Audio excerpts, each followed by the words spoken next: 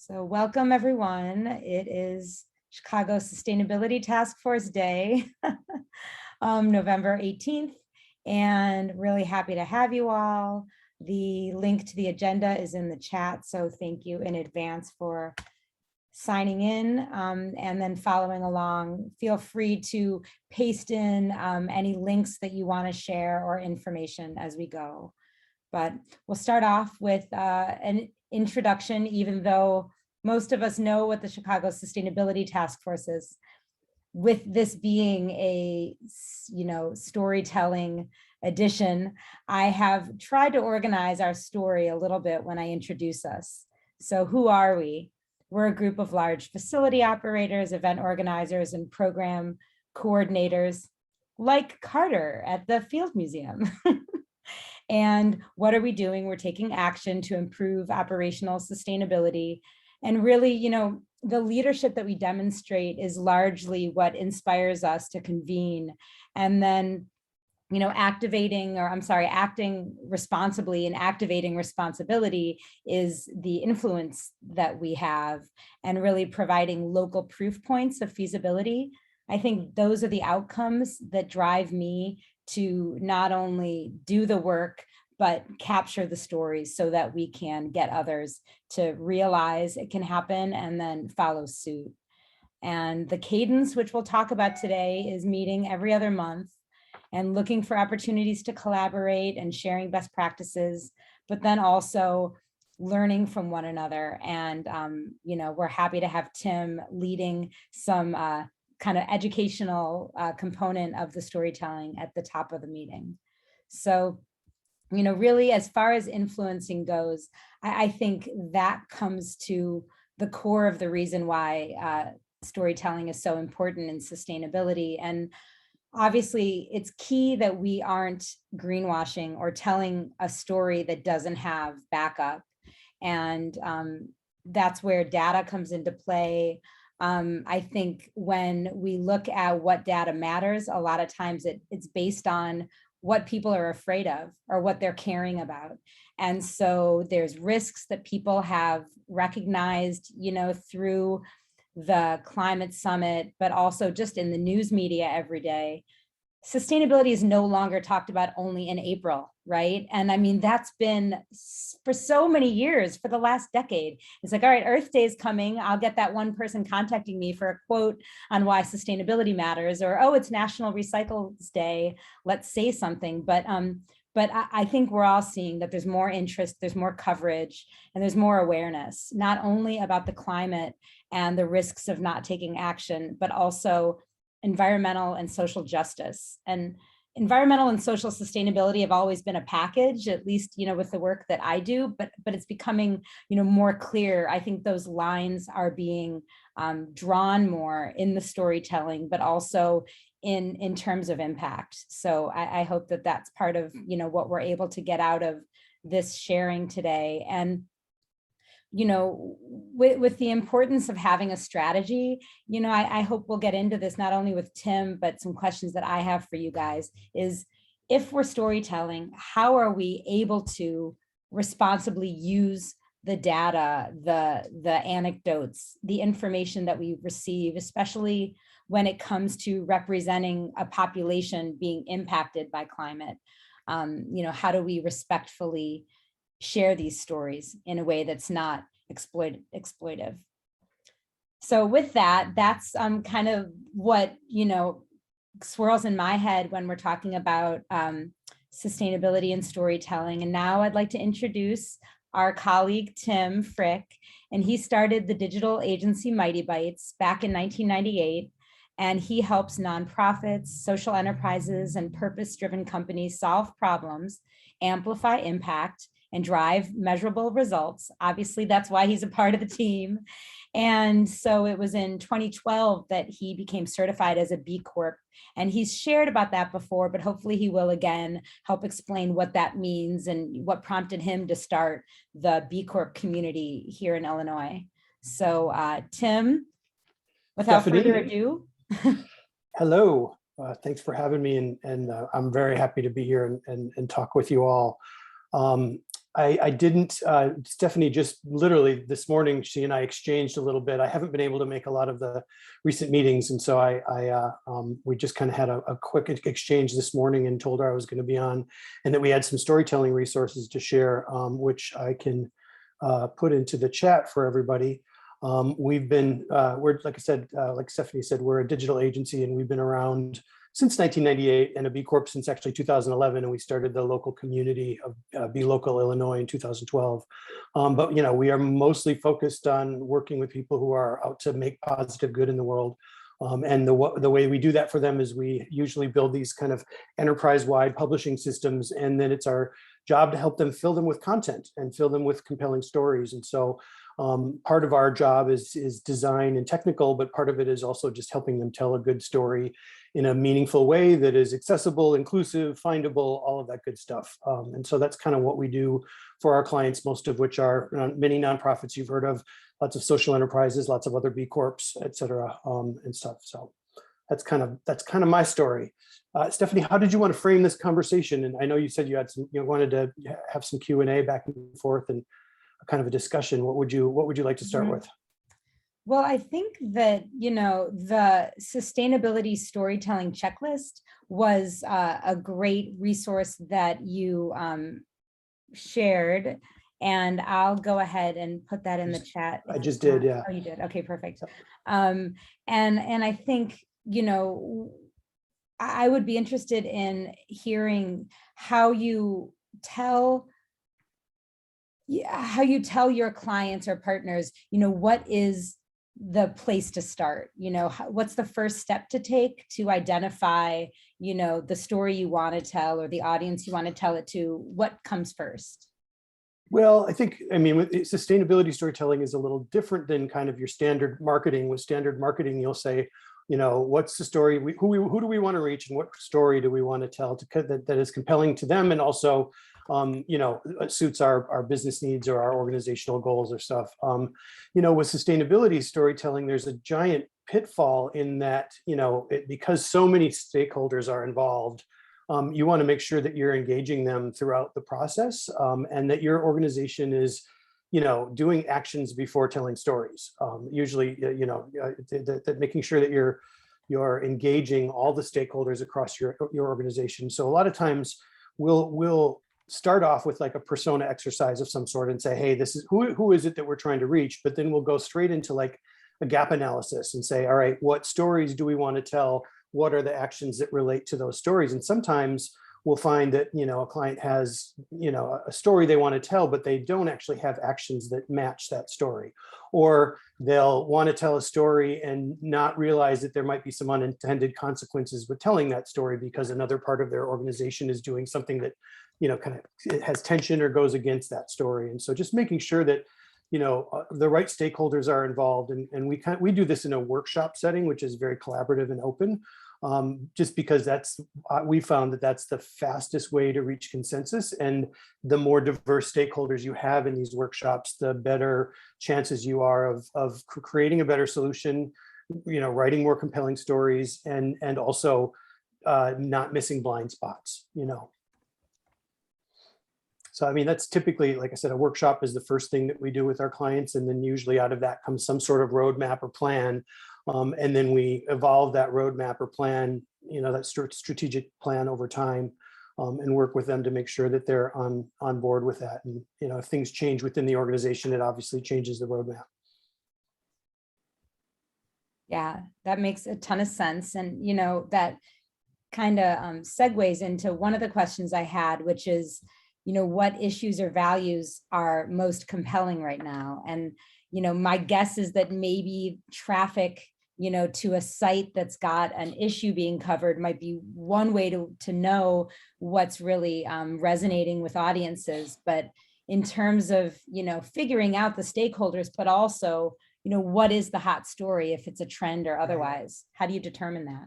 Yeah, so part of the workshop, we define the KPIs to measure success. So like we understand, we say, okay, well, what does success look like, and how do we measure it? And what are the key performance indicators that help us over time understand, whether or not this was actually a worthwhile effort, whether with some of our clients, some of the nonprofits, that might be increase in donations, or increase in shares, or any number of things. It really depends on the organization and what their goals are. So typically, as I mentioned earlier, we'll go through kind of a goal setting and alignment exercise to help understand what the target users want and how that aligns with your business goals or your organizational goals. That makes And then, perfect sense. yeah, and we'll just because of the fact that technology is a part of what we do, we'll set those systems up so that they can measure those over time and understand if they're actually meeting their goals, or if they need to shift or adjust their goals some. And that's helpful. I wonder if, looking on your work over 2021, have there been any trends in the stories that are making the most impact right now, or the ones that are helping achieve whatever the goals were that were set by these workshops? Yeah, I think in our circle for sure, especially with COVID, and everybody migrating online, there's two big things that have been kind of coming up again and again. One is the environmental impact of our digital products and services. And so just kind of, what does digital responsibility look like? What does digital sustainability look like? Do we need to get a green web host or something? And then also accessibility inclusion for those same things. So if you're running, and that's actually one of the points in my in the checklist that I had there, is if you're creating all of these content campaigns around sustainability storytelling, making sure that they're easily accessible, and for the web, that means that they follow the web content accessibility guidelines, so that people who use assistive technologies can actually access them. So people with disabilities and such, that to be able to actually access the content. And you'd be surprised at the number of websites and channels out there that don't do that. Yeah, what about the digital divide? Is there also a way to sort of take a digital campaign and make it accessible for those with lower technology or less, Wi-Fi capabilities? Sure. Yeah, absolutely. I mean, we always advocate for our clients, and that starts with kind of training and education at the base level. Like, the systems that you use need to be optimized for those devices. So for instance, if you have a website, it should be mobile first and responsive no matter what, so that it works. It should be really lightweight and speedy, so that if someone is in a low bandwidth area, they don't have to worry about being able to download your app or look at your web page or whatever. But then that also, I mean, thankfully, most popular social media channels are already optimized for mobile devices. So by nature, the systems are usually pretty lightweight. However, sometimes the content you put on them may not be. And so just making sure that you run, you're optimizing your images, you're including alt tags on images. So that's a really common thing that people forget on social media, where you actually, if you post an image, there's usually a little button to push for alt text, and that's just a description that a screen reader can use so that people can understand who people who are blind, for instance, or can't load the image, can understand what that image is. So it just gives them important context when they're talking about the content.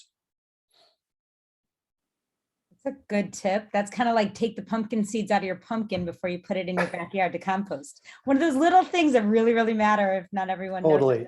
Yep. Cool. Now in terms of the checklist, are there any other, pieces you want to highlight, to get the story together or to get it to the right audience? Yeah, I think I think another point to understand is kind of understanding who the hero in your journey is. I mean, sustainability stories cast a really wide net, and they include, as I mentioned up top, they include a lot of stakeholders. It could be people in your supply chain, it could be people in your marketing department, it could be your employees, it could be your vendors, it could be any number of organizations, it could be environmental nonprofit partners or something. And so just understanding who those stakeholders are and understanding who the hero is in each story you're trying to tell. And often it's not you. And I think a lot of companies especially make the mistake of thinking that they're the hero in their own sustainability journey, and they're like, look what we did, this is awesome, look, we're great. And that's not the point. The point is to create change. And so making sure that that the impact leads, essentially, comes first. Cool. Cool. And I know when I looked at the checklist, I took actions to consider. I like the way it's set up. It sort of has like the conclusion at every one of your blog posts, but it also had actions to consider under each step of the checklist. And the identifying the heroes and the people-centered point of this is really key. And not only just who was critical to get you where you are, but who is critical in getting us where we need to be. For sure. Yeah, absolutely. I put lists or links to 2 of the blog posts that we've written, but I'm going to actually link to directly to the checklist. So this link that I just put in is actually a slide deck that anybody can copy or download and use as a workshop. And so essentially it just kind of walks you through the steps in the checklist. And you pull in the stakeholders that you think are most important when you're trying to figure out what your sustainability story is, and kind of run through the things in the checklist. It's you could probably run through it in a couple hours. However, you're also probably going to find that your to-do list grows, and so that you're gonna have to come back and revisit it. It's not a thing that you can just quickly race through, because there's a lot of the to-dos are pretty big. And so, kind of coming into a new year, or, sort of wrapping up this year, do you find there is a common time when folks set up workshops like this? Like, is there any seasonality to it?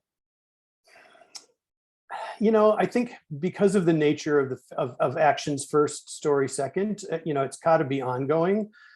You can only start where you are. So, I mean, if your journey starts today, then start small and figure out what you are doing now, and then understand where you need to go. It is an ongoing thing. It's not just a one and done kind of thing. And so, just making sure you understand where you're at and where you need to go is a really important part. And that's kind of why we put this deck together, because we're like, well, this will help people understand, regardless of where they are on their journey, they could probably use the exercises in this workshop to just, kind of improve what they're doing already, whether that's a little or a lot.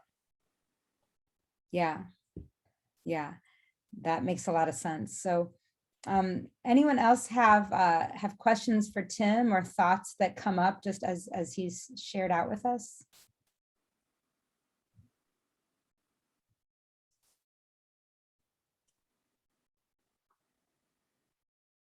Well, I hope that makes sense. I hope that everything that I've shared so far actually makes sense. I think it does. I guess I'll ask just one more follow-up, and it relates to getting the story told. Because, it's the problem is there's tons of great podcasts. Right. There's all this great data and content and stories and legislation, right, and stakeholders and media partners. And how do we get our story heard? Oh, for sure. Yeah. And that's like really marketing 101, like making sure that you're reaching the right people. Content overload is a thing, and the content marketing beast could eat your organization if you let it. And so just making sure that you're who you're trying to reach, what it is that they actually want. And one of the exercises in there is to run user interviews to make sure that what you're creating for content and the story that you're trying to tell actually resonates with the people you're trying to reach, because you might write it and it might not, and so running user interviews with 5 to 10 people that are in your target audience to understand what's compelling to them will definitely help you understand what you're doing wrong and what you could be doing better. Insights, we've never run one of those user interviews without having really good insights come out of it. Yeah. And I imagine it goes without saying that a lot of our work, all of us here, is a combination of our staff and trying to get them maybe to sign on, get excited, or just do the work that operationally needs to be done, but selling up to management, so how do we sort of influence above us? And then, it's also just who are the other stakeholders, or, if it's business to business, who are the contractors or the vendors that we're trying to get to help us tell the truth, or help us do what we're like we've said before, aligning our actions with the story that we're telling. Absolutely. And I think, for us as a for-profit business, the B Corp framework is a really great way to kind of align all of those things together as part of how we operate as a business. That's not obviously relevant for a lot of people on this call. However, it is, there are lots of frameworks out there. So finding one that works for you, like B-Lab, for instance, has the SDG Action Manager. So if the UN Sustainable Development Goals are your jam and that's what framework you want to use, the Action Manager is a kind of modified version of the B Impact Assessment that you can use to align your work with SDGs, like all the work within your organization. I think it's just sdgactionmanager.com. That's exactly, if you don't, yeah. If that is a thing, we can find it. Okay, thank you, because I was about to ask if I could get a copy of the link. Yeah. So cool. Great. Well, I really appreciate you sharing, not just your opinion, but the expertise that you've been able to, provide to your clients for years now. I mean, do you think that where we're at right now, this information can be used? Like, are you seeing how narratives are being actively used to secure funding? Like, are your clients and customers writing grants with this or otherwise? Absolutely. Yeah. Yeah, absolutely. They're definitely like, having good case studies and good compelling stories to tell and having the data to back it up. I think one thing, especially that nonprofits really struggle with, is how to align their data and their storytelling. I'm going to share one more link here, which is really creating a sustainable data strategy. And so a lot of times we'll come in to help them and find out that this piece of data is over here and that piece of data is over there, and nobody really understands how to bring it all together and turn it into a really compelling story that drives grants or donations or engagement or whatever it is that you're trying to do. And so coming up with a really good organizational data strategy that is sustainable for the long term for your organization, as well as lean and efficient and low waste and stuff is a good approach to take, for sure. Thank you. Thank you. Yeah, sure. Happy to help. I hope this was useful. I always enjoy these meetings. I haven't been able to be at a lot of them in the last year or so. So it's really great to see everyone. And I look forward to hearing what else is going to happen today. Yeah, well, great. So thank you, Tim, again. And does anyone else have thoughts or questions to share based on what Tim has discussed with regard to storytelling? No, these are really good resources. Thanks for that PowerPoint. I've been kind of scrolling through and seeing how we can put some into practice. So awesome. I appreciate it. Yeah, please reach out to me. I'll drop my email in the chat if you got questions or whatever. Yeah, I would echo the thanks for the presentation. I work for a nonprofit, so one of our biggest challenges is even having the time to tell our stories. Right. So any kind of tool like this that can help make that process easier and more directed is really beneficial. So thank you. Awesome. Thanks. I'm glad it was helpful. And I'll really quickly share something. Julie from the US EPA Region 5 had a conflict today. She was totally bummed that she missed it. So she says hi. And she also shared a link, which I can go ahead and put in the chat. There are gatherings or the US EPA, so it's in the chat right now. There is food too good to waste peer calls that take place, and maybe some of you, it looks like, have been on them before. The Greater Cincinnati Regional Food Policy Council shared this link, and it was essentially, at this point, about 4 or so video interviews that they edited to help storytell, essentially, why do these community members activate sustainability in the food system, or what's their story, what connects them to the food system. So, not only are there some content pieces to explore and maybe get inspiration from, but also Julie said, the more stories we share, the more connections we can make, the more help we can give. So that kind of speaks to getting the story, digging into the story and figuring out who's involved, who are the players, and then making sure that we've invited folks like that to the table in our own community, I think is a way we can really kind of activate the stories to grow the community.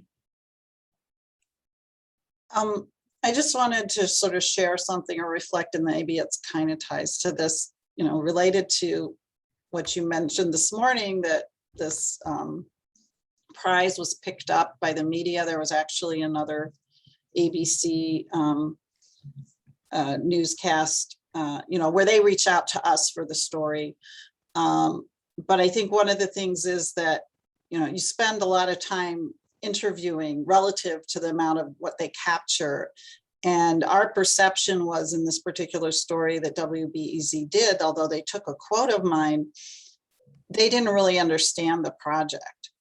And, was that the fault of mine? I believe I had described what we won the prize for, but they were very much focused on the community partner piece.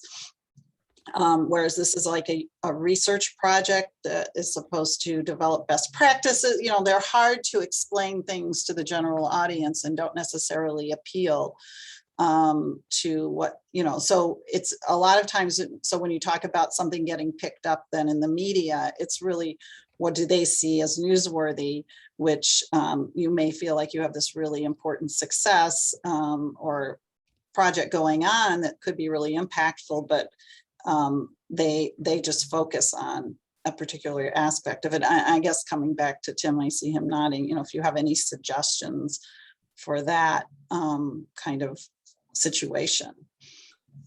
Yeah, I think one of my earliest career positions was as a publicist. I didn't last very long, but it was, making sure you have control over the narrative is a huge issue when it comes to the media, because they will run in any direction. And I've also been a journalist, so I've seen it from both sides. And it is a lot of times what I like to do if I'm talking to someone with the media is making sure that I have really clear talking points. And I, clearly understand exactly the message that I want to convey when I'm having my conversation with them. And, there's a lot of people out there who do media training that get people ready for having these conversations with the media so that you can understand how best to make sure that you're getting your point across and it doesn't get watered down or misinterpreted or whatever. So I think there's a number of them in Chicago that I'm sure you could probably just do a quick little Google search on. I don't know any off the top of my head, but I think that's definitely like the talking points in the media training are a good thing for anybody to go through if they have to talk to the media. Yeah, I wanted to share Illinois Environmental Council convened a media panel a few years ago at their annual meeting. And so it was local journalists who had covered sustainability issues. And they spoke to all of the member organizations about how to capture their attention and how hard it can be to capture their attention. And some of it had to do with, being available for an almost instantaneous response when they ask a question, and whether you can be an expert, and being willing to, if you're not the expert, share with them who they could talk to and interview for a story.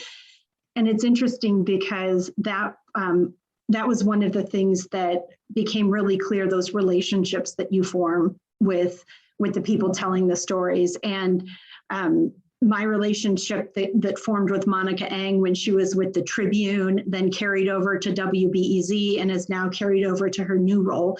So when she has something about zero waste in schools, or she has something about food waste, she's calling and asking who she should talk to, or sending me a text. I remember being at a family wedding out on the East Coast and getting a text from Monica that she needed an interview right away. and I answered it like when I normally wouldn't answer any other call, but that relationship was really important to me too. And to that point, Marley said in the chat, she was asked for an interview on Christmas Eve last year. And sometimes you have to pick and choose your battles. Yeah. Did you do it, Marley? I didn't even see it. It was so it was a bummer, but I was like, Monica, why? Like, why is this when you're interested in interviewing a nonprofit? Because everybody else was on vacation. she knows that we're still working. Yeah, we lost that. We didn't do that one, but this is all very timely. I'm going to do an interview tomorrow, and I'm So I'm glad we're talking about this. Marley, could you tell us, as a point of reference, the story behind your coverage tomorrow? Conversation before the interview with the reporter, and sort of phrase it in terms of, this is, you know, I'll be better prepared to make this a compelling interview if I know what you're looking for and what kinds of questions you're going to ask. And that really has helped me be able to better steer it. And, you know, Carter, for that example, I think I've shared it with you before, but one of the first stories they wanted to tell was how horribly Chicago Public Schools was dealing with food waste.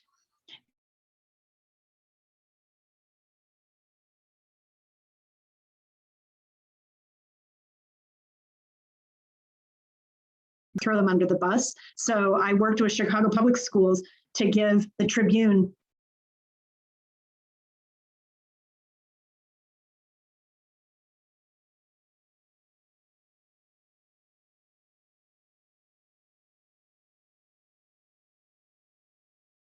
it wasn't newsworthy for a newspaper. They were looking for the problem story. And I just remember talking to the media people at Chicago Public Schools and saying, that's a total success. We are so glad they didn't write a story.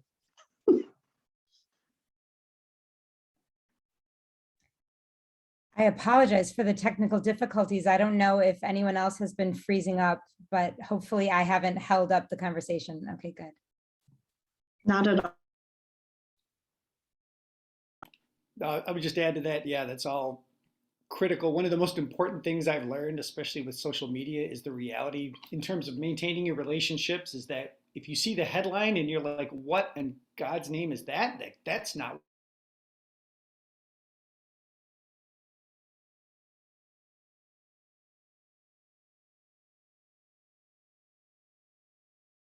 actual control over.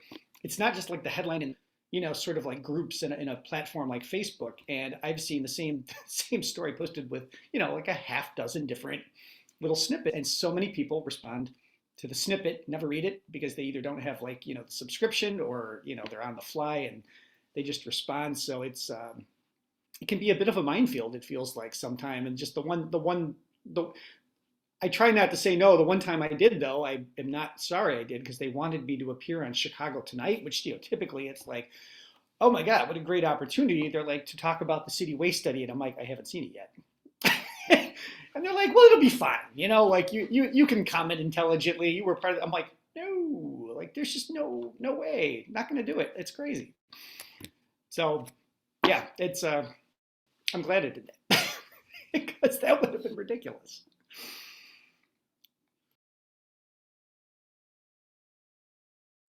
So often those panels are sort of supposition. What do you think is going to be here? What's going to happen? I find, like, you know, do I really need to waste my time watching news where they're, you know, they spend so much time just trying to forecast what the news is going to be tomorrow, you know? Well, let's just wait till tomorrow and find out.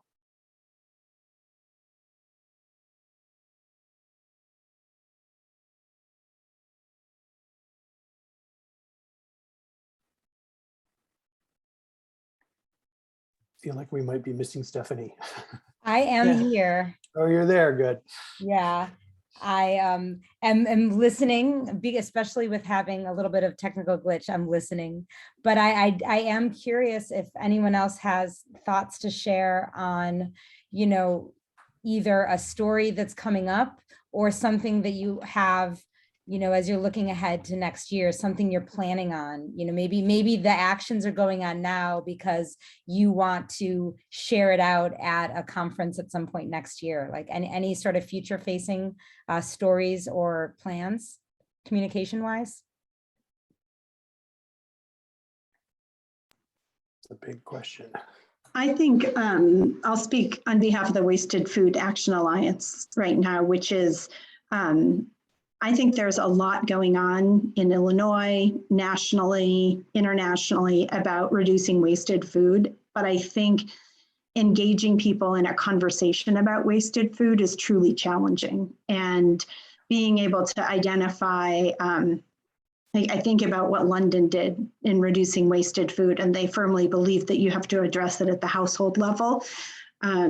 So that's one type of messaging. I tend to work with institutions and schools, which is another type of messaging. And that's going to be a big focus for us moving forward, is how do we take the momentum that's building and then help people actually turn that into action and realize that this is an important piece of what we need to be doing for our climate.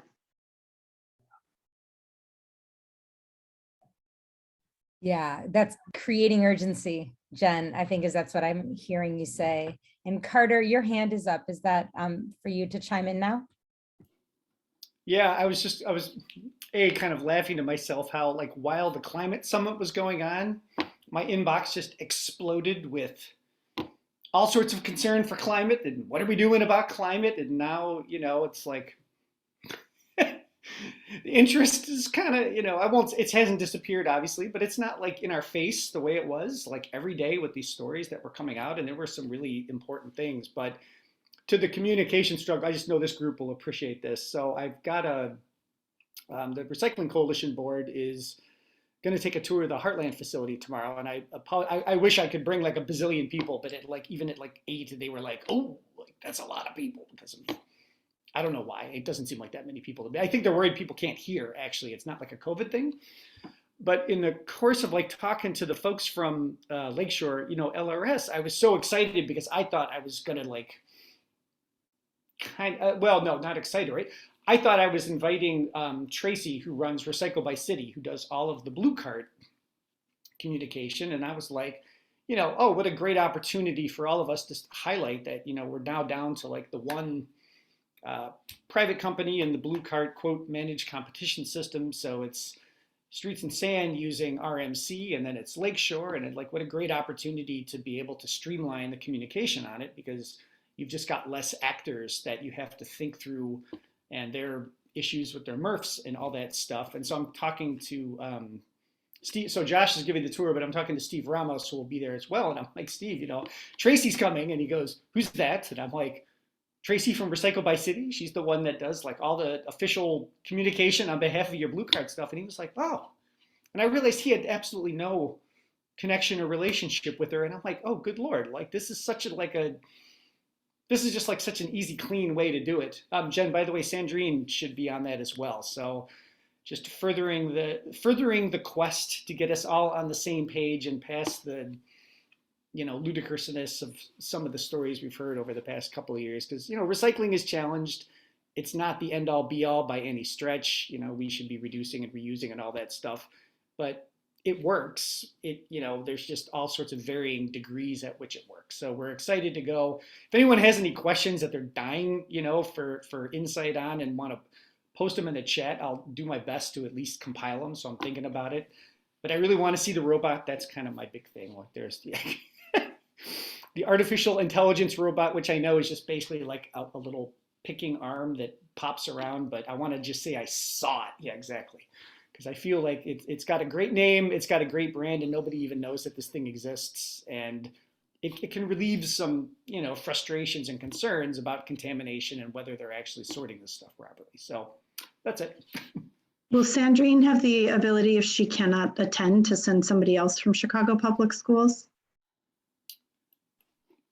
That is a really good question. I don't know, because we all know about CPS every day is just like the best intentions, and then the fire starts in the morning, and it distract. I mean, I'm hoping that this isn't just like a one-off either. I'd like to do this a little more routinely and just see if I can get Lakeshore.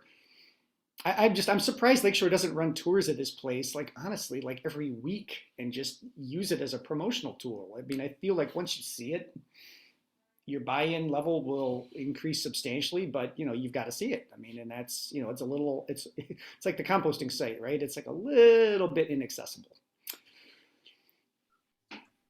Carter, I would be interested in understanding how the items accepted are influenced by the markets and or the technology. Like, it's obviously a balance and a trade-off, but they're going to be showing you the technology. I think it's a combination. So the best technology without market. So you're totally right. And that's the funny thing about someone like Josh is you'll walk around with them on in an unrelated sort of thing, and he'll just say, he'll just throw out like a random thing like, oh yeah, well, we don't really care if they throw that in the bin because we can sort it out. And it's just like 180 degrees different than what you're hearing from other people in this industry, which is, like a single quote contaminant is like, wrecking the whole thing. And it's just like so different and refreshing. And also it makes you want to ask, like, how are you pulling this off? And this isn't a concern. And I think some of it is investment, and it's, being able to sort the stuff. But their facility is just, I know a lot of us here have been there, but I mean, they have a really dynamic kind of approach to everything. It's very modular. They can shift things around and move people quickly depending on the batches that are coming in. What it is not is 100% automated. There's still like a lot of people. And I think there's a lot of struggle in this industry to fully automate it and, do away with the labor costs. And that's, something to also keep an eye on. Sorry, Tim, if you got a whole new thing or if it's about the recycling stuff, but I'll turn it off. I did have a whole new thing, but I don't want to interrupt this conversation because it's a good one. Okay. I was just going to say the global B Corp movement is going gangbusters these days. And Stephanie, you were asking about things that are going on in 2022. B-Lab, US and Canada just released their theory of change, which focuses and centers on racial equity, climate justice, and stakeholder governance. And so if your organizations within this group are looking for, kind of corporate partners or whatever, we've got a ever expanding group of B Corps in Illinois that might be interested in partnering with you on that. I just put the Illinois B Corps, Be Local Illinois website in the chat. There's like I said, it's a really rapidly growing movement right now. And so if there are people you want to get introductions to, just hit me up. I'd be happy to make those connections. Thank you, Tim. And I'm seeing a lot of talk about the smell of tours. I take my compost, out to the backyard to put in a compost bucket, admittedly, every day. And I was just thinking last night, do you ever get used to the smell? Like a really, really strong smell. Do you ever get used to it? And I think the answer is no, based on what I'm seeing from all of us who have smelled this once or twice. So in addition to the tour and looking at 2022 and centering on racial equity, climate governance, and stakeholder justice, I think those are good. That's, kind of leads us into a conversation on other 2022 concerns or interests. Again, taking another tour or having conversations with Tim and his group related to that. Are there any other 2022 priorities that folks are starting to look at now or starting to plan for?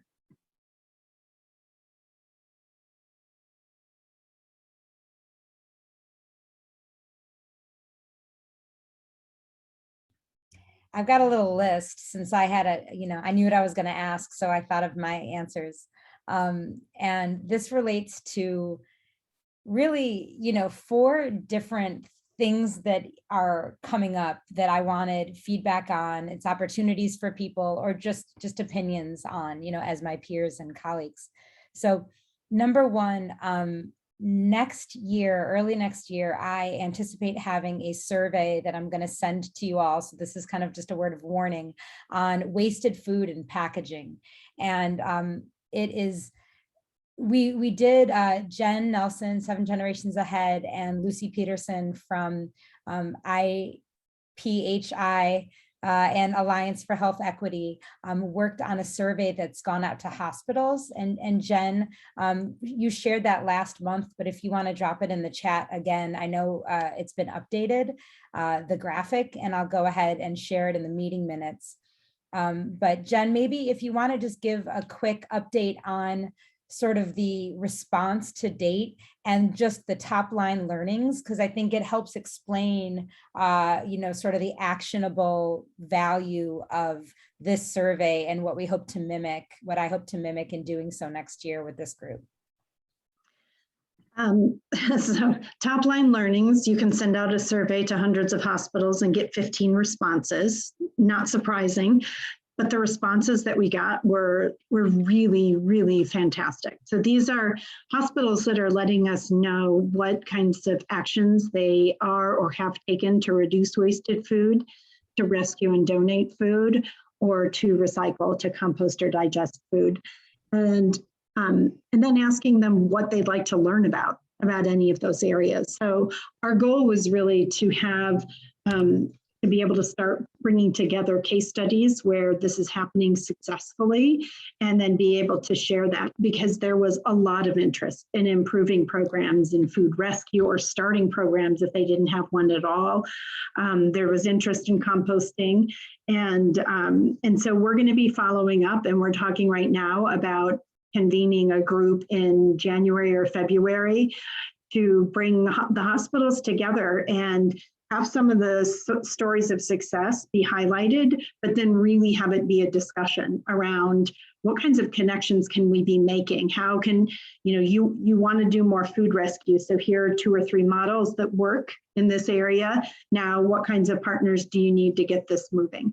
So I am going to, oh, thank you. That'd be great, Cindy. I always include you as a story of success or a model to look at. But I think that it's been, the survey is still open and we'll be taking responses. But I think it's a great way to get people to start thinking about what they're doing and think about these opportunities. And I'm excited about the other kinds of surveys that Steph is going to be involved in, and we may be involved in looking at other, looking at food waste in other sectors as well. And yes, I'll put a link in there. Thank you.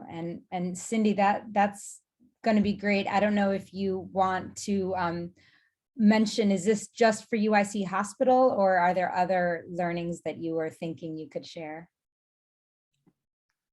I mean, our hospital is the main one, and probably you all have heard the story before. Of course, 7 Generations Ahead really did give us the push to both start food composting there, as well as food scrap collection, as well as the food recovery programs.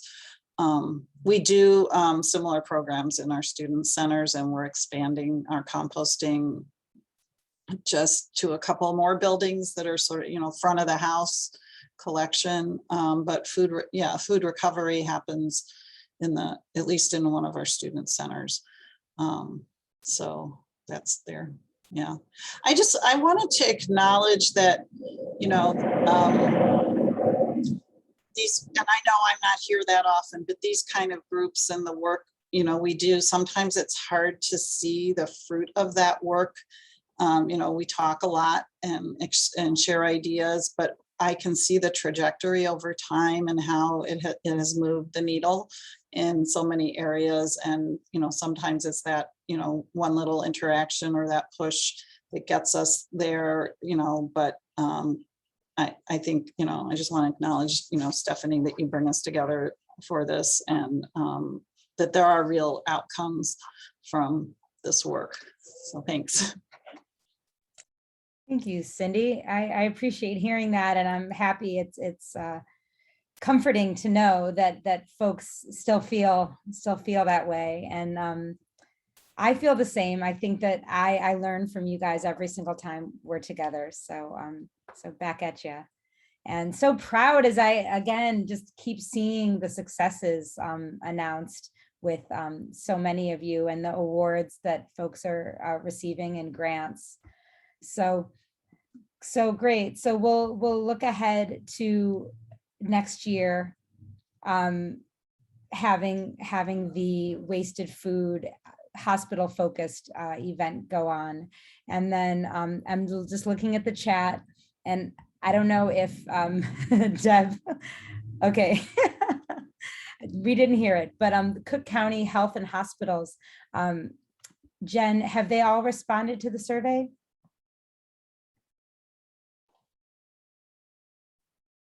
Or Sarah, you're aware of that? I'm sorry about that. I'm going to put a list in for you guys to see who has submitted it in the chat right now. So Stroger's in there. I was going to say Stroger told us that they submitted it, and we were very excited. Good. Yeah, so this is the list of the hospitals and health centers that have submitted it so far. And I'm just sharing that with this group. We're not publishing it anywhere because we're still hoping to grow that list with the carrot, not the stick. Okay, and Jen, the Illinois Hospital Association is another recommendation from Dean. So. Yes, I believe we checked in with them, and I will follow up on that and make sure. We actually have a spreadsheet of hospitals and contacts and organizations that support them. So thank you. I'll double check that that's done. All right, so moving on from that, if there's no other hospital talk. I wanted to mention the venue waste characterization study, which is kind of an evolving project that's been talked about since our compostable packaging sustainability stakeholders forum that happened in August of 2020. The Food Service Packaging Institute, along with the Sustainable Packaging Coalition, Biodegradable Packaging Institute, Illinois Food Scrap Coalition, and others. We've got the funding to initiate this study. And just as a quick reminder, the goal is to identify the impact of compostable packaging and the characteristics of composting programs at large-scale facilities. And that impact would be on contamination, on the correlation between the use of packaging and how much contamination is in a stream, the compost stream. And then also, what is the contribution, meaning how much food is coming along with compostable packaging? Essentially, what's the benefit? What's the environmental and to the composter, the tipping benefit, increased volume of organics coming along with packaging? And those are data points that no one has. That last one, I'm really being able to say an approximation of the number of ounces of food that gets carried along if you are buying and properly managing compostable packaging. So that's an overview kind of reminder of the study. And I'm interested in anyone who might be here today who would be interested in participating. I am leading the project with my project partners, and we're going to narrow down on 8 venues, potentially 4 that are using compostable packaging with a program in place, either front of house or back of house to compost, or both. And then potentially 4 venues who have a composting program but do not use compostable packaging. So if you fall into either of those categories or know someone who does and are interested in participating, I would be happy to try my best to work with you. I know that Chicago Public Schools spoke up, McCormick Place spoke up, Field Museum spoke up, Loyola University spoke up. And it's just a matter of circling back with everyone, because this has been a discussion for 18 months, essentially, to really drill down to who it makes sense to work with. So anyone want to shout out right now, or you can put it in the chat or contact me at any point in time. And I guess just to, maybe state the obvious, the benefit to participating would be involvement in the project calls that build out the study, which we hope to be replicable. But then also benefits being 100 pounds of your compost stream and waste stream, trash stream, will be weighed and measured and detailed back to you, along with an analysis of your program, to again try to see the correlation your signs have on contamination or your training has on your diversion rate. So I'll stop there. Feel free to reach out if you're interested.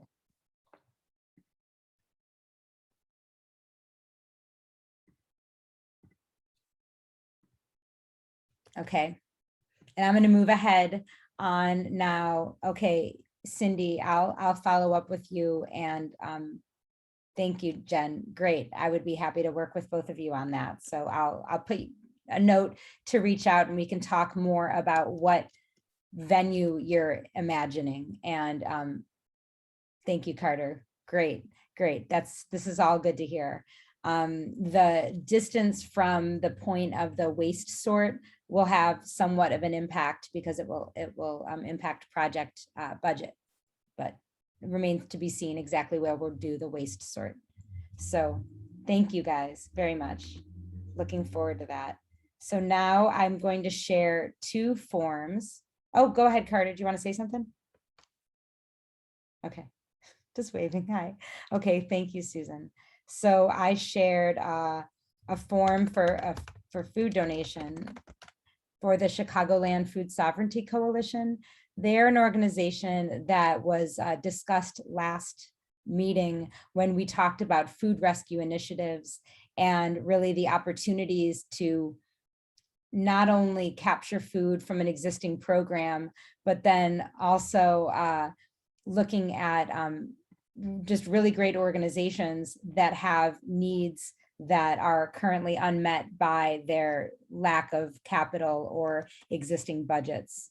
So in addition to the form I just shared, this is a volunteer form. I'm going to talk a little bit more about them once I get these. Okay.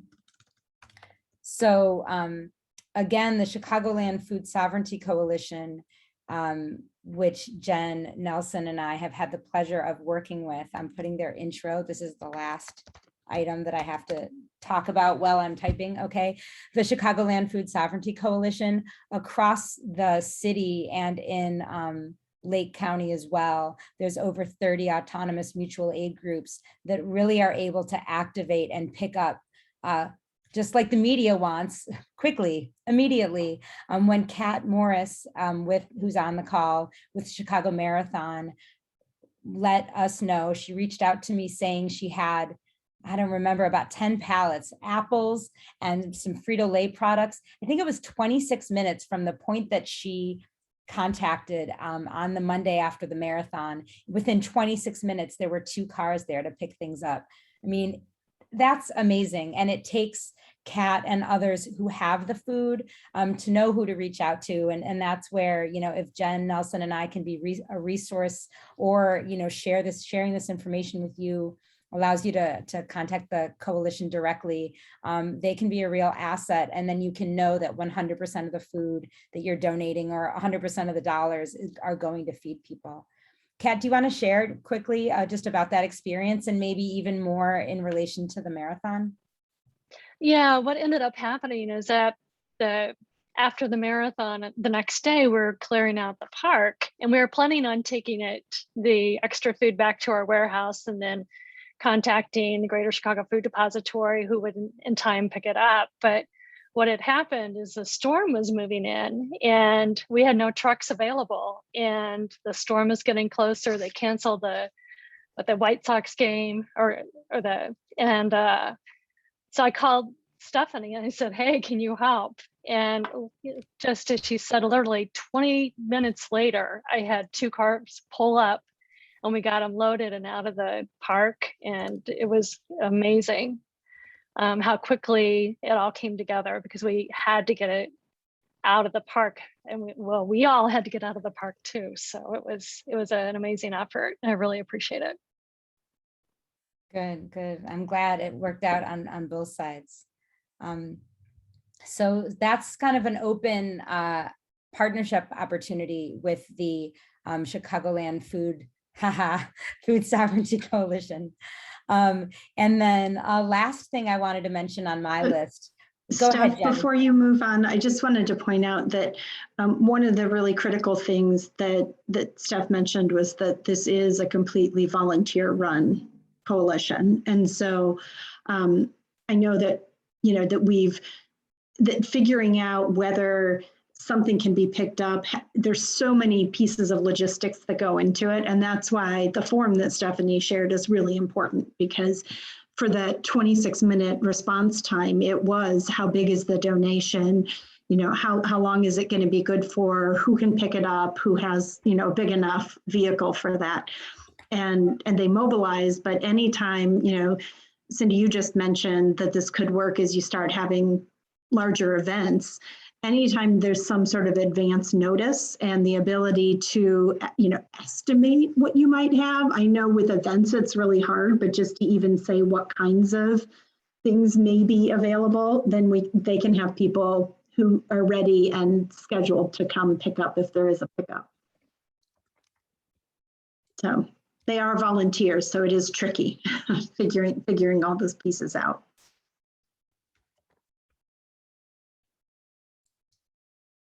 Thank you for that, Jen. So the last point that I had wanted to bring up to you all is related to the Green Sports Alliance. And those of you who've been around since the inception of the reorganization of the Chicago Stadium Recycling Task Force to be what we are today, which is the Chicago Sustainability Task Force, you know that this group predated the Green Sports Alliance, but that organization really helped galvanize our coalition coming together and getting more awareness around our work when they held the Green Sports Alliance Summit here in 2016 at McCormick Place. Really, you know, hoping to elevate Chicago's reputation regarding green initiatives and green facilities. But what didn't happen since 2016 is that no sports arenas have really stepped up to declare what they're doing, or maybe stepped up their operations.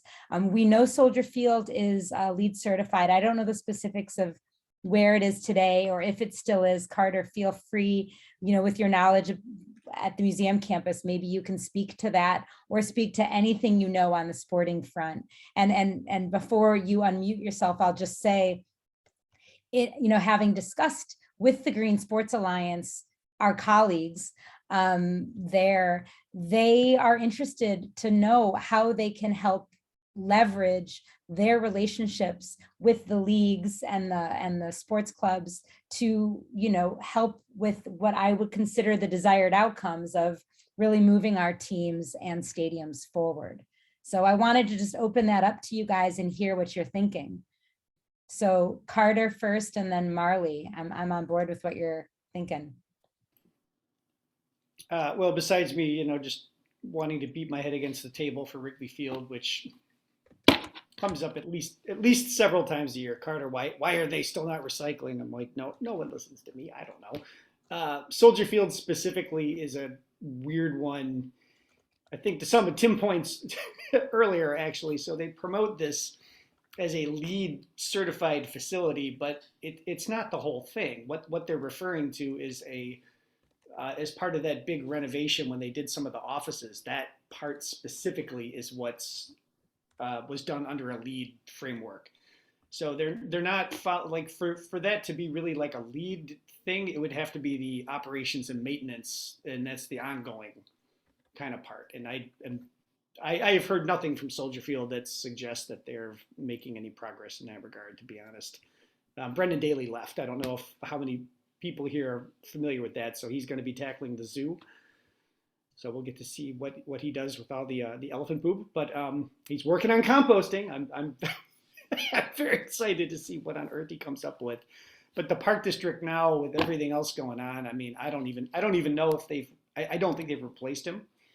And I don't know if there's anybody who is like a sustainability director at the moment that you can reach out to for this kind of stuff. And Soldier Field was always kind of an outlier anyway. They were never really terribly well connected, it seemed, with all the other Park District efforts. So yeah, and I don't think we're going to be buying them either as a city, although I do appreciate the hilarity that provided earlier this week, my news feeds. Yes. And Soldier Field generally hasn't, even when Brendan was here, it didn't sound like, you know, he was directly influencing their operations. We did have members of the Airmark team, or I don't want to misspeak, but whomever is in management, it might be ASM or I forget, you know, which contractor, but they've participated in the past, but maybe not consistently after 2016 when we were there working on Grateful Dead and Green Sports Alliance Summit. But we do have contacts at the Park District. They've been kind of busy, I think, as well. So yeah, Carter, I hear you. And so Marley, if you want to speak up, in terms of GFPP, are you aware of any, publicly owned entities or large scale entities where GFPP has come up, just, maybe at conferences or other conversations you've had? In the sports arena world, Stephanie? Yes, or just publicly owned facilities that may not be sports, but large, large stadiums. That would be like a replicable example. Yeah. So that's, there might be in Los Angeles. I could get back to you on that.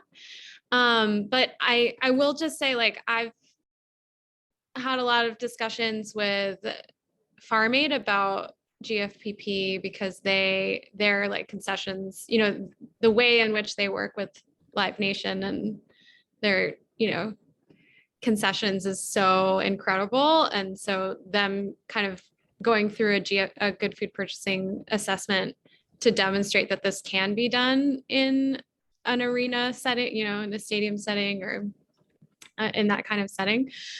So that's kind of something that we've been thinking about. That's not really public, just something that we're having conversations about at this point. But I think there's a lot of possibility with expansion into the arena setting. It just hasn't been the focus area for GFPP so far. Yeah, that makes a lot of sense. And I know I was at a conference in Seattle last month where a band that's coming to Soldier Field, whose whole tour is focused on sustainability, has two nights at Soldier Field, and they're going to need to get the job done right. And I've let them know that there are folks like us who could help send them in the right direction, similar to when Farm Aid was here or other interested entities. And that's kind of to Carter's point. Yeah, when they tried to make some changes when Green Sports Alliance Summit was going on, there are these one-off events that sort of feel like pilots, in that work is done for that tenant. And then, is there a backslide, or kind of, what happens with the ability to carry it through? So it's probably something that would be valuable to revisit and maybe collaborate on across the sports and music, which, Marley, I feel like this is just a cyclical conversation that I've had with the city of Chicago and Farm Aid and Live Nation over the last 10 years. Like, this is almost like the inception of the Chicago Sustainability Task Force. So I'm glad you're bringing it back up. It's cyclical, but I think hopefully, like, it's all about timing, and we're getting to I think we're really, I'm optimistic, but I think we're getting closer and closer to the right timing on it.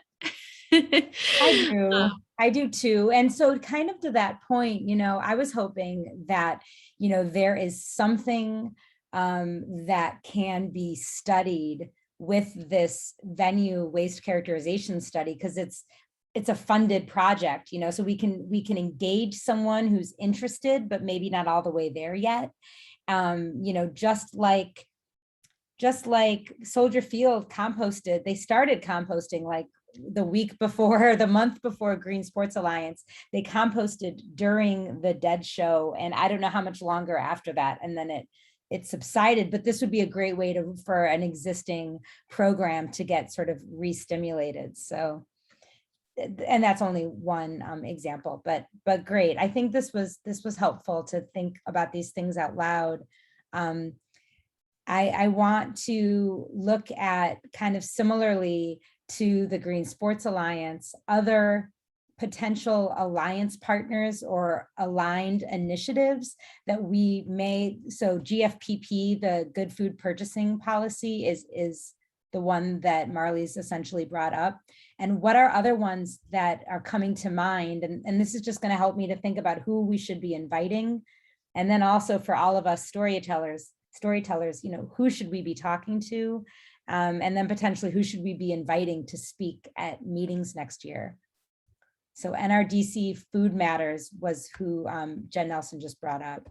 Please speak up with other thoughts you may have. Anyone?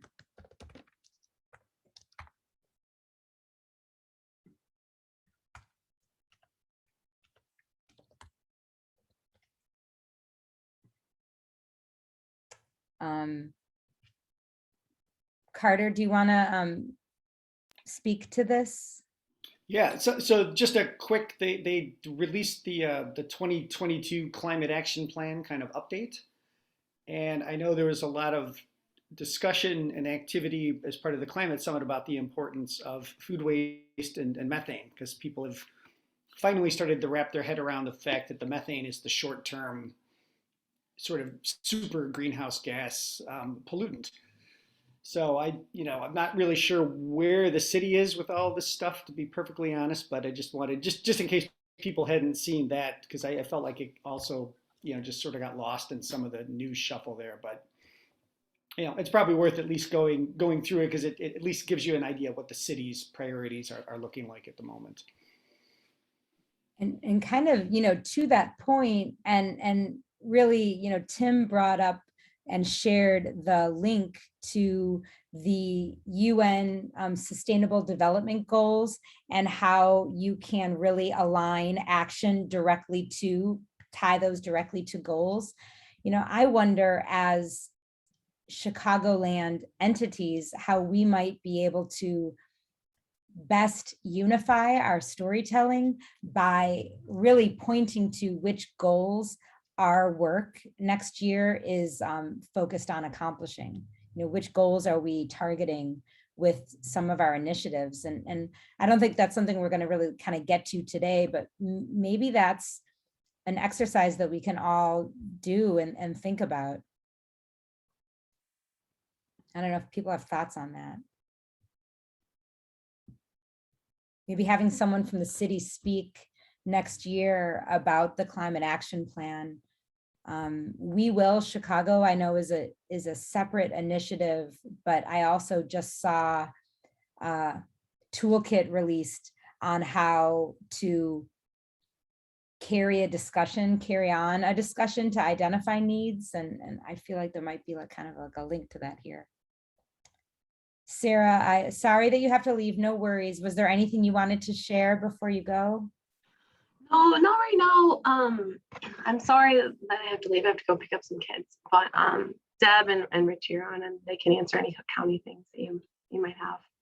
Okay. Thank you, Sarah. Good to see you. Good to see you too. Bye. Yeah, a quick look at what I see on the plan is it doesn't seem to really address waste.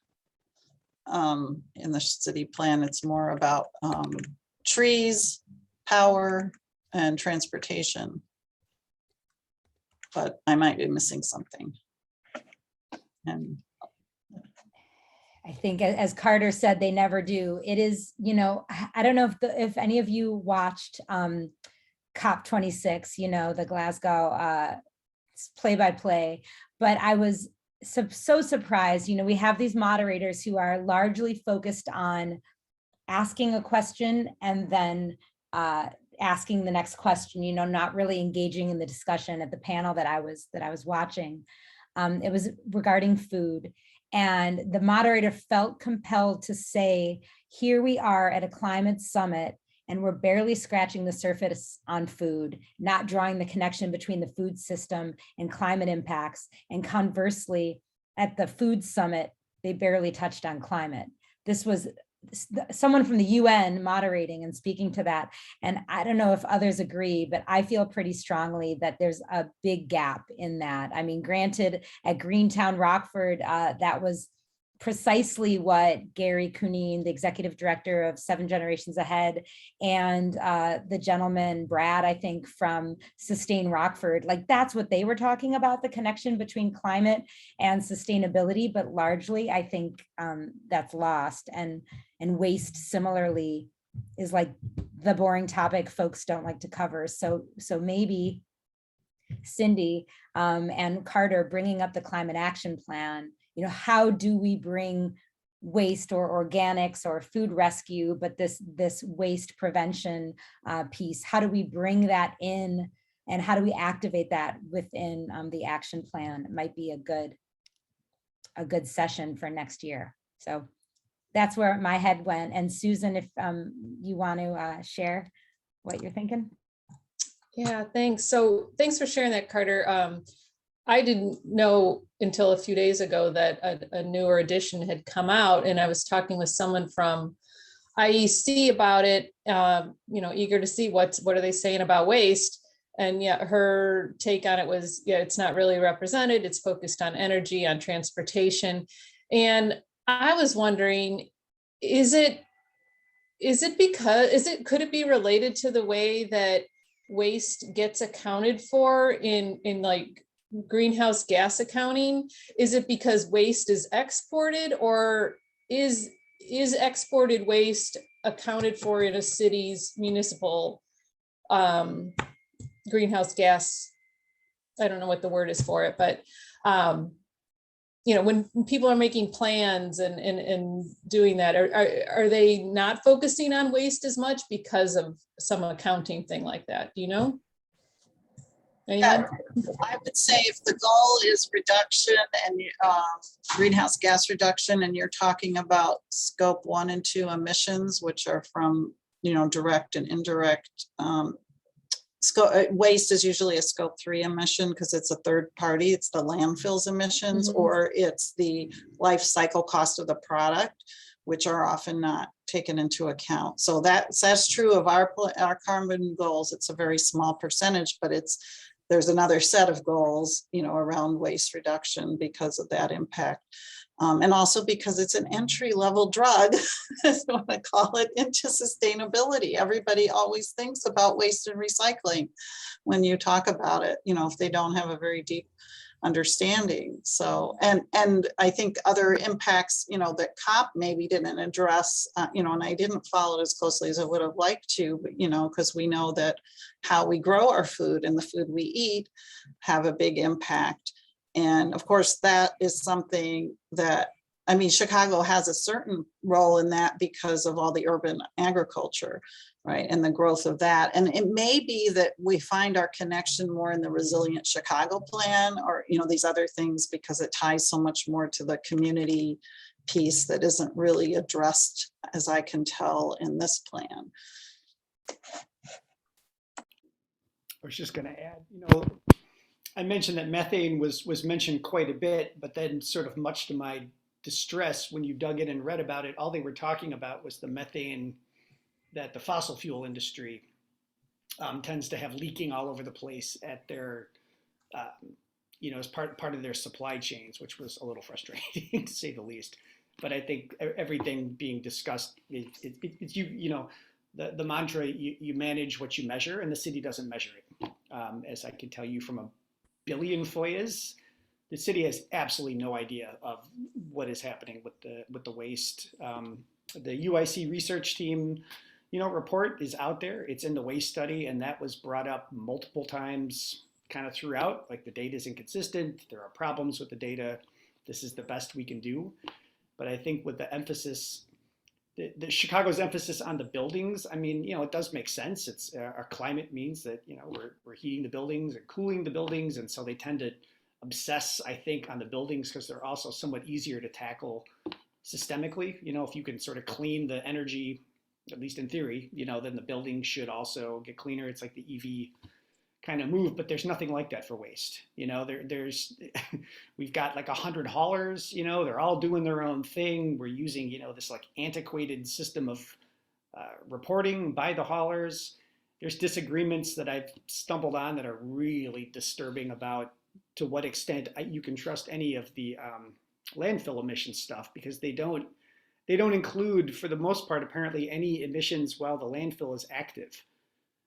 And they're obviously leaking, it's not like they put like a cap on top of the bloody thing, so apparently one of the guys that was working on the EPA website actually left over disagreements on how to calculate it. So it's just like a really sticky, difficult, it's much easier to read, like a sub-meter and plug it in a formula and get something. And I think waste is just inherently too complicated for them to wrap their heads around. Except I think we could all agree we should just be producing less of it. Agreed on all that. I think one of the things, and then Anthony, I'd love to hear from you and John.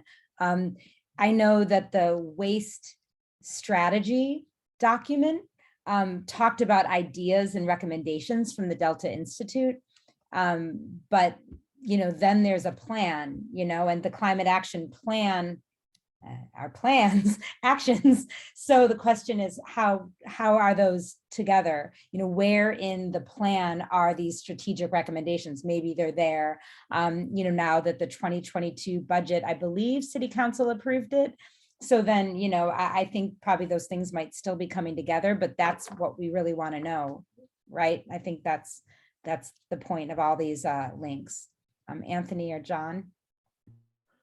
I guess I apologize for missing the first half of the meeting, and apologies if this is out of place on the storytelling angle, but I guess recognizing it seems like there's all sorts of plans and initiatives and different stakeholders and always a lot to digest. And for instance, just how Carter broke that down, I wonder if that type of analysis kind of between the lines of these reports that are out there, like, well, it exists, but here's kind of the real deal of what's happening or where the gaps are.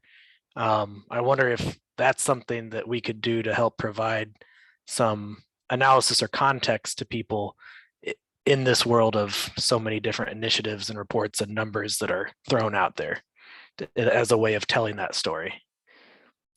Just a thought.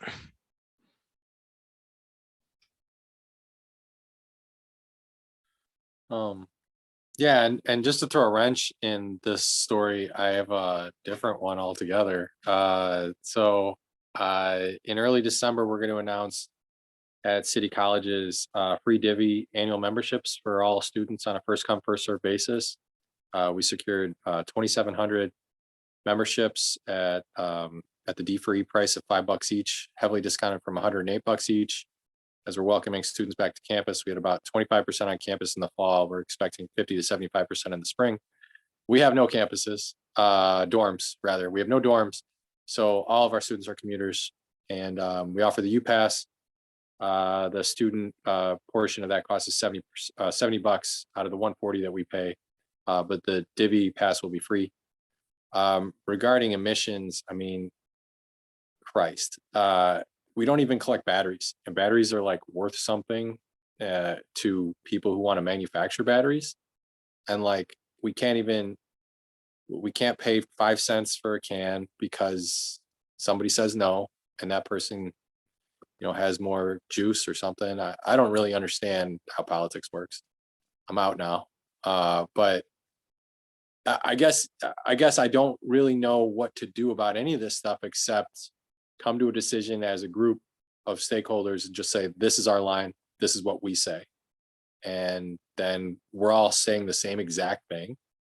And we all are speaking from the same playbook. And that way they don't just divide us by being like, and there's nothing we can do because there's so many problems. Like, so if we have the exact same answer and like, what should we do about this? Be like X. And we're all just like X. So that's my thought, but good luck. Appreciate you being here.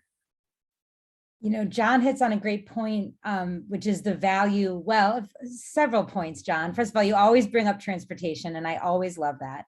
But then also, really, what are our shared priorities? Because if we all think that the most important thing is this, or the top 3 are these, it does carry a lot of strength. So I don't know if we've shared that with one another, that what are your top priorities looking at 2022? John, you tell us, City Colleges, what are you focusing on? If someone said, if WBEZ called you right now and said, what are the top 3 initiatives that City Colleges is doing or should be doing to help the environment or social impact, what would you say? Yeah, I mean, we finally have like 3 or 4 irons in the fire on solar programming, but mainly we're growing weed. We're got cannabis farms starting all over the city, but we're using that to fund like urban ag programming. So urban ag and sustainability will also now encompass energy, will also now encompass some other things, but it's all being funded by the almighty plant. And so what are we doing? I'm running some solar classes again. It'll be our 6th cohort. Community colleges in general, I think the biggest success story is outside of Rivian. There's a community college that just started an EV program to get more of those students into that manufacturing sector. Rivian's the biggest story in Illinois right now, $8,500 billion valuation. They've produced 500 cars. So it's a huge bet. And I think that, sorry, Cynthia, one thing at a time. But we, I think in terms of what City Colleges is doing, we're about to get $1 billion as a city to replace lead pipes. So I think there's a major opportunity to do that in an effective workforce development way. I think the EV revolution finally hit. They might convert the Ford plant. There might be another, the Mitsubishi plant. I'm not sure which ones in the Chicago area are going to be making EVs, but those are jobs. But solar residential, solar utility scale. Good question, Carter. So far, ComEd's using CEJA passing as an excuse to not follow through on anything that FEJA promised. So we have FEJA round 2 funding, iron in the fire to fund our solar classes for the next 3 years. And they're like, sorry, we can't make it through this 900-page CEJA document, so we can't fund the thing that you already applied for and was supposed to be awarded last month. I'm like, okay, we'll see. And I think there's just a lot of basic science, a lot of good engineering, a lot of good chemistry, a lot of like excellent teaching being done and excellent vocational work being done, but those vocational classes don't count for regular credit. So we have to get past classism in order to understand how we can address climate change. And that means valuing intro to HVAC the same way you value intro to theater, which is as a gen ed. Intro to theater counts if I transfer to UIC. Intro to HVAC does not. Intro to archaeology counts if I transfer to UIC. Intro to plumbing does not. So if we're really going to change things, we really have to understand that we do not value vocational education. And we have to go nuts about that in order to recycling has machines. We have all these things that need to be done. We have to separate trash. We have to pay for things. Can we do that? Yeah, but we need to value the people that do that work. Otherwise, we're just, I don't know what. We're just continuing a class system that it's now 3 generations in the making. So hope it changes. Call your alumni associations. Yeah, no, that's so crazy, John. What you just shared, I think, was really enlightening to all of us. And it's interesting. I just heard on BEZ early, I think yesterday morning, about veterans not getting. Okay, basically, the hoops veterans have to jump through to get an EMT license or certification when they've been doing work that is at least worthy to be accredited based on their experience. And there are other examples on supply chain too, where the work that's being done by those in the military should be acknowledged for something. And I think it borders on classism, as you said, John. So I'm really glad you brought that up. As we look at, we don't have to stay on till 5 o'clock, but as we kind of go into the last half hour of this call, I want to make sure that I'm identifying other key topics that we want to highlight next year based on our priorities. We talked about some initiatives that matter. And, Marley, thank you. You brought up that, what are the linkages with the Chicago food equity agenda and waste? And I think that's also a very key example of there not being as much as there could be in relation to resources for composting and recycling of organizations that are part of a food equity initiative or a food justice community. And then additionally, how are we optimizing use of food for human consumption before we feed animals and compost it? So those are a way to link them to. Okay, and Carter's saying the city's building decarbonization report is in its final stages. There's a whole lot of reports, but how does that connect to action, right? Go ahead, Cindy. Well, I mean, if you're talking about goals, I think I didn't even hear anything today, and maybe you've discussed this previously, but of course, CEJA passed the Clean and Equitable Jobs Act. And so there's a lot in there that, a lot of opportunity there. We're trying to figure out where we can do, what will advance our initiatives, renewable energy efficiency. We're back in the electrical incentive program, yay.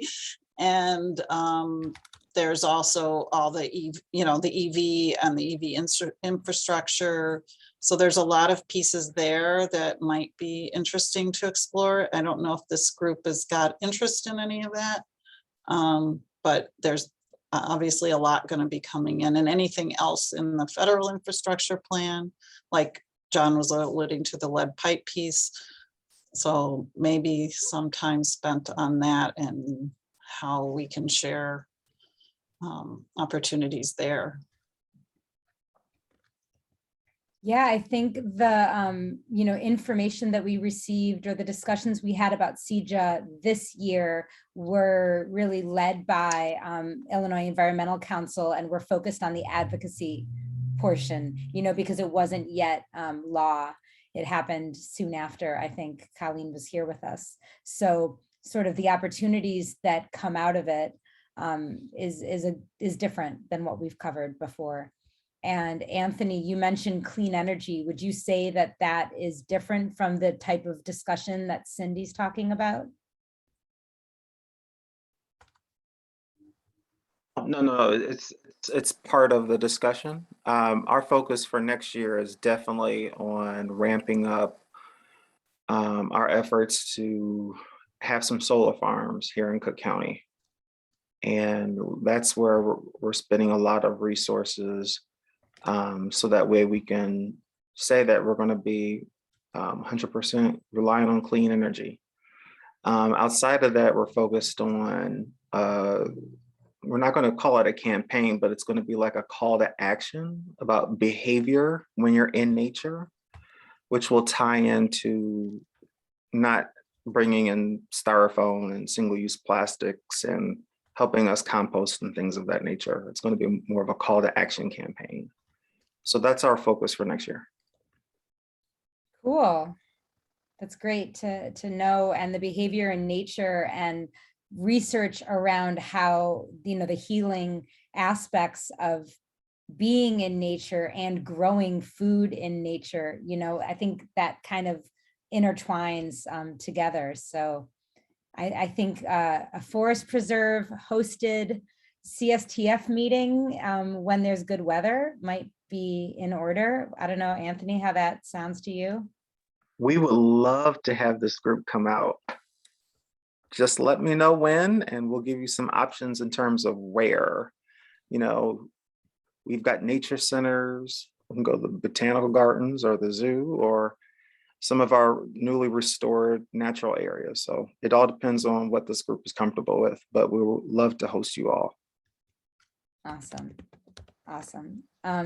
Anthony, did you get a chance to speak up yet? I feel like you did at first, but as it relates to 2022.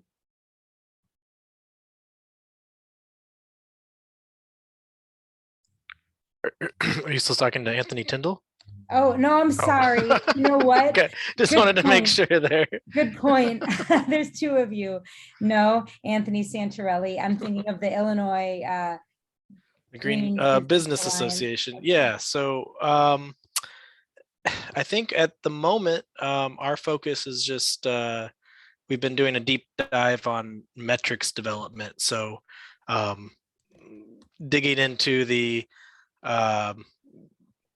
equations, the global variables, the regional variables in our own systems. And so hopefully we'll have that wrapped up here at the end of the year. So I think just pushing and helping businesses understand what their own environmental metrics are. And I think, we're going to see more carbon accounting and climate accounting come into play for businesses, and probably reach down beyond the mega large businesses that we see right now. So trying to find a runway to help businesses identify what they're doing. We're finding more businesses coming to us asking about how to become net zero. And so I think to add to that too, especially on trying to go up against some of this classism and inequity, one of the topics at our National Green Business Network Summit that we had out in Colorado was just how do we bring environmental initiatives into underserved communities and not be patronizing or not be extractive. Like, here, we know it's going to help you and this will fix all your problems, but really, how do we change it to invest more into understanding their needs and learning from them to better inform how we could even begin to help them. So business engagement and working with underserved communities would be my vote there. Thank you. Thank you. I'll probably clean up my notes a little bit. And I love CDAC as well. So Susan, did you have something you wanted to add before we move on? Thank you, Marley. Do you want to say this, Marley, or should I read it? Oh, I just have to jump off. I wish I could stay, but yeah, we're just continuing to build out the Good Food Purchasing Initiative of Metro Chicago over the next year. So, that's my priority. And but we have some exciting, I think, new resources coming in, and the Chicago Food Equity Agenda includes GFPP. So, and they just were confirmed for 10 million in the budget.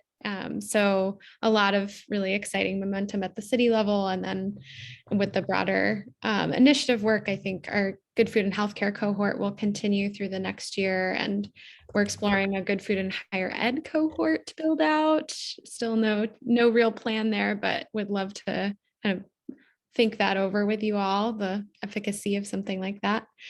And then doing 3 deep dives with several departments and agencies that have already adopted the Good Food Purchasing Policy and have gotten it into some of their major food related contracts, and just doing some real like proof point setting with them around, what can be the possibilities of this policy if it's like fully committed to. So yeah, I would be happy to keep talking about that in the new year with you all. I wish I could stay, but I got to jump to an in-person meeting. So enjoy. Thank you. Thanks, Stephanie. Take care. All right, you guys, I feel like the feedback you've shared aligns well to pull together a schedule of meetings for next year. I don't know if anything is the most time sensitive or what we would want to talk about in January, besides, maybe more detailed or more tightly building out this plan.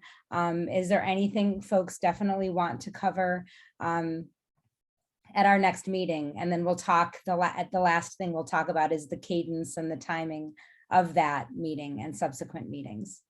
So January priorities. I'd be curious how many of us are have subscribed to community solar projects, and how the experience went, because I've heard a lot of real varying feedback from folks, depending which particular developer they went through, and yeah, and just it seems to be a challenge to get people to go through it. It's complicated. So, Are you talking about personally or institutionally? Personally. I can't remember the name of the company. To look it up in my email. And Stephanie, just to add to that, if that is going to be something we cover, I can see whether we can get our solar consultant to come and be able to, he's been working on developing community solar around Illinois, and he's been working on all sorts of solar initiatives here. So if we wanted somebody to be able to answer questions, either he can come or he could recommend somebody. That sounds good. I feel like that was something that we thought we might have done this year and didn't directly address it because the CEJA advocacy, I think, sort of overtook the clean energy or renewable energy discussion. Institutionally, Community Power Group, Wind Free Solar, and SunPower were awarded a contract with Chicago Housing Authority that we can all rider off of if we're City of Chicago or sister agencies, Cook County, State of Illinois, MetroPay CTA, up to $3 million per organization per year on a PPA.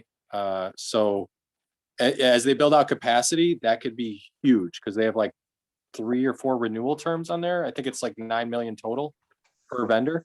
So that's a real quick way to get us to about $100 million statewide. They did a good job of bidding that so that we can all write her off of it. But that's institutionally, that's not personally. It's funny, I was just discussing today with Stephanie Priscilla what a RFP for community solar would look like for us, because I don't know, I can't somehow wrap my head around what an RFP for that looks like when you're a public institution has to bid it competitively. If you have any samples, that would be great.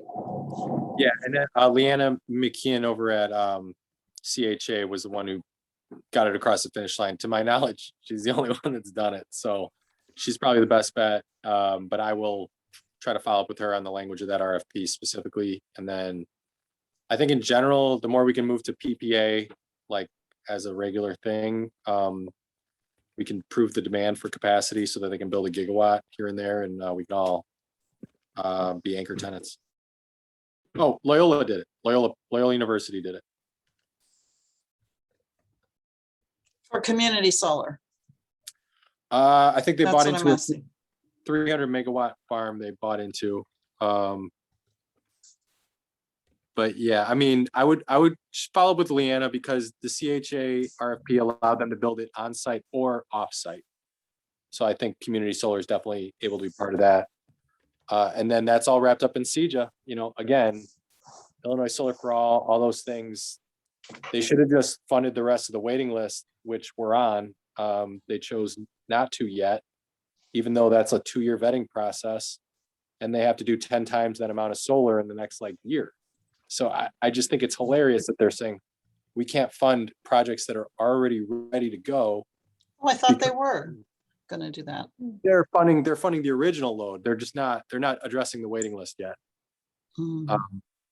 So I'm quietly. Yeah, we didn't get on even a contract to get on the waiting list, so we have to go back to the drawing board again. All right, so you both will have to report back to us on how you navigate this for sure. Yeah, and the solar consultant who could come in for this meeting has also worked on institutions connecting to community solar. Okay, so I think I'm going to hit you all up if January 20th is a possibility.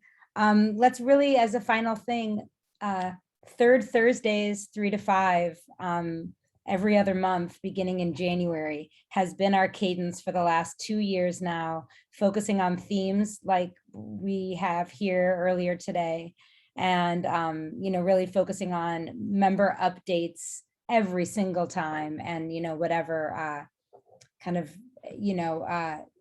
other topics come up. So does the cadence sound right, and the timing still work for people?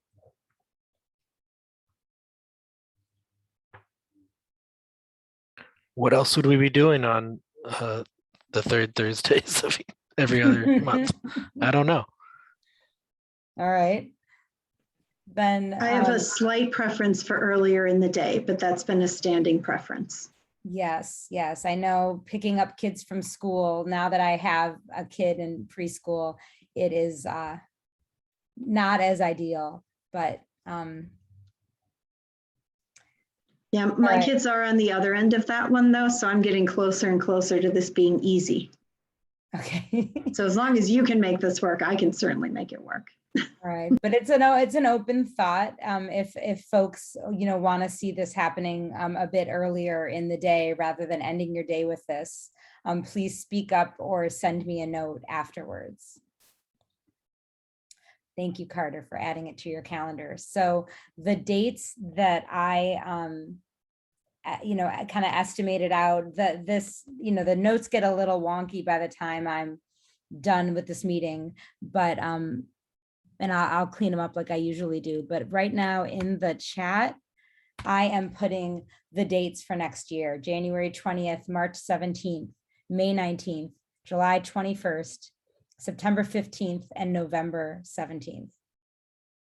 So, if something comes to you all that there's, an opportunity to do something just before or just after, like I very well might be flying out of town on the 17th of March. I might ask if we can just bounce that one week. So, just kind of speak up and see how those dates resonate with you all. And if there's nothing more, I want to give you guys 10 minutes back.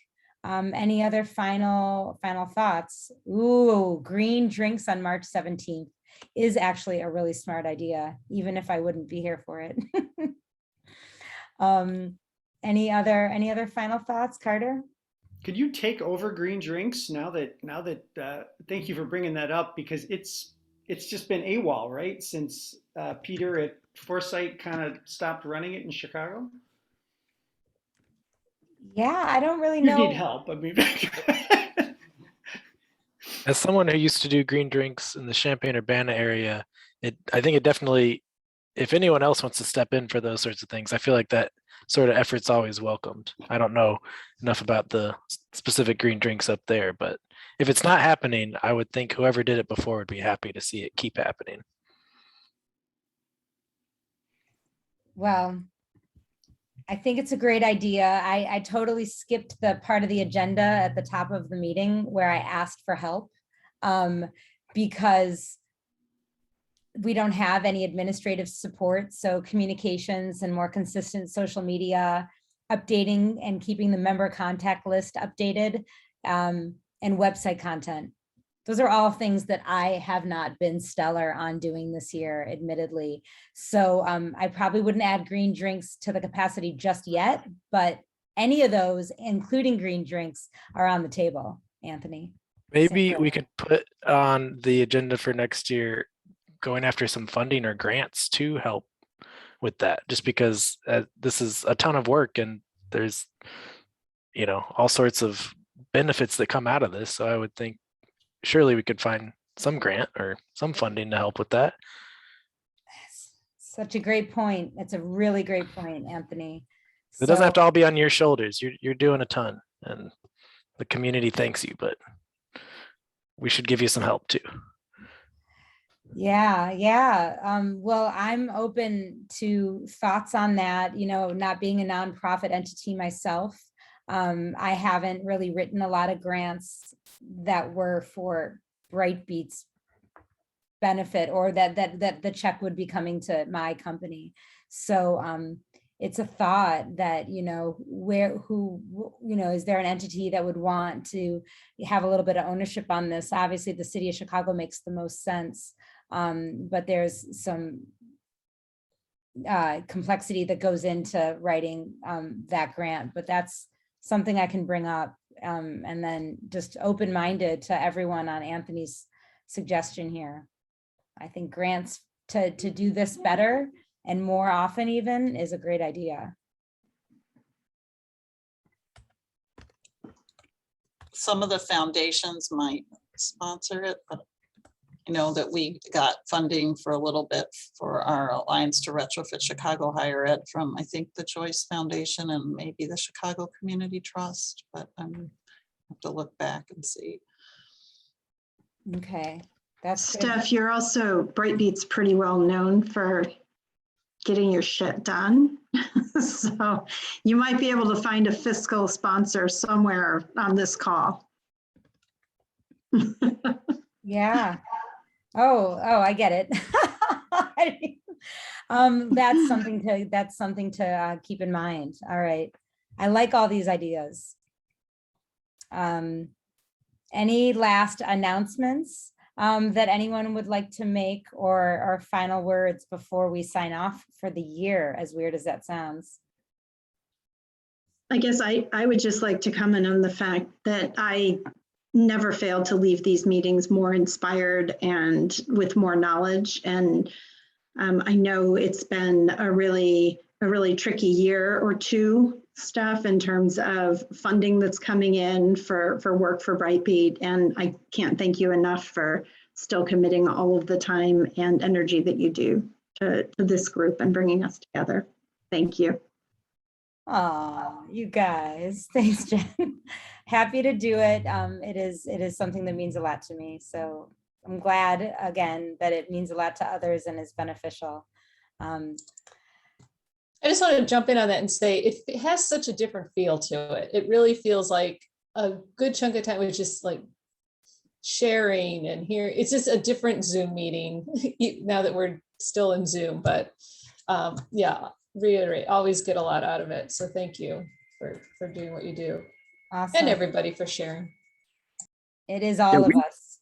We've been winning big this year, guys. We won big all over the place. So let's take some win, take some W. All right, John. John, you better get us more W next year. Well, I'll try to get some W this year, and then we'll see how next year goes. But yeah. Well, let me ask you, John, when you get big wins, do you send it to us so that we can, promote it in our various networks and on our I allow myself about like 10 seconds of satisfaction, and then I just put my nose right back in that grindstone, and I just kind of move it around a little bit. All right. That's my joy. Sounds like me. I'll tell you, we get new likes every day on Facebook, and CSTF gets very little. Like, I don't put enough out there that would attract 2 or 3 people a day. So, there's something to that. And there is an opportunity that's probably not really being realized in terms of our ability to get our stories out there via at least the Facebook platform, if not LinkedIn, which, CSTF doesn't really push anything out as an entity there, but individually I always do if it's something meaningful that someone shares with me. So keep it in mind. All right, guys. Well, 3 minutes till. Take care. Be well. Happy Thanksgiving. Happy holidays. You guys are awesome. See you next year. All right. Yeah. Bye, everyone. Gobble, Bye. gobble.